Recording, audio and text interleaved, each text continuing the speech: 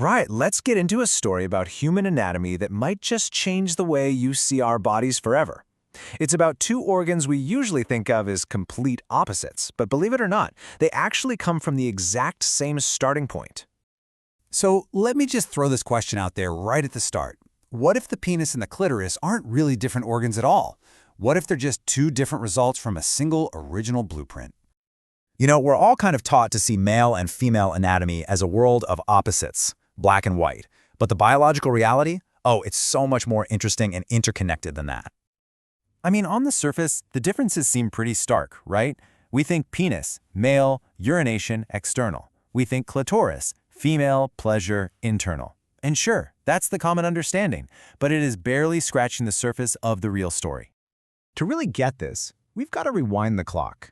I mean, way back to the first few weeks of life inside the womb, where the story for every single one of us begins on the exact same page.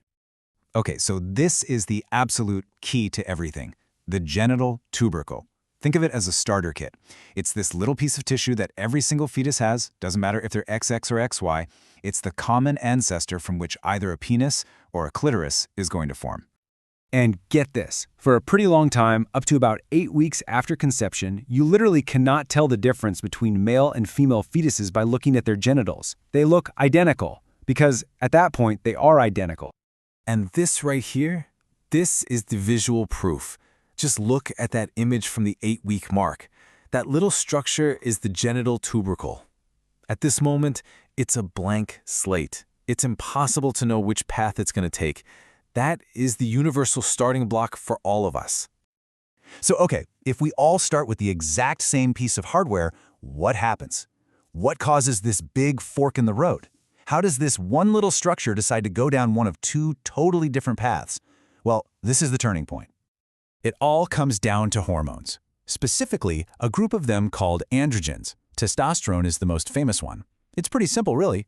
If a flood of androgens shows up, development goes one way. If they don't, it goes the other way. It's basically a hormonal switch that flips the design. And scientists have this brilliant way of explaining it. They call it the zipper analogy. It's perfect. So first, in every fetus, a little groove opens up.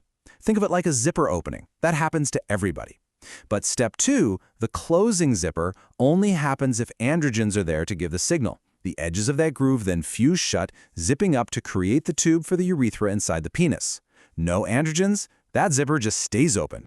And this image just nails it. Look at this. On the left, in the female fetus, you see the structure is open. The zipper didn't close. On the right, in the male fetus, you can literally see those folds coming together and fusing in the middle. It's the same raw material, just one zips up and one doesn't.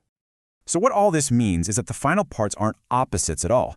The scientific term for them is homologs, which is just a fancy way of saying they come from the same origin. So let's actually map out how the parts correspond to each other.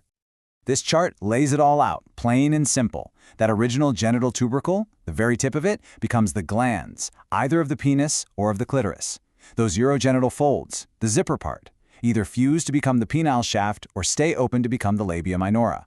And the swellings at the base, they become either the scrotum or the labia majora. They are literally the same parts, just arranged and sized differently. And this shared biology is exactly why they're both so packed with nerve endings and so central to sexual pleasure. And it's wild. This isn't some brand new radical idea.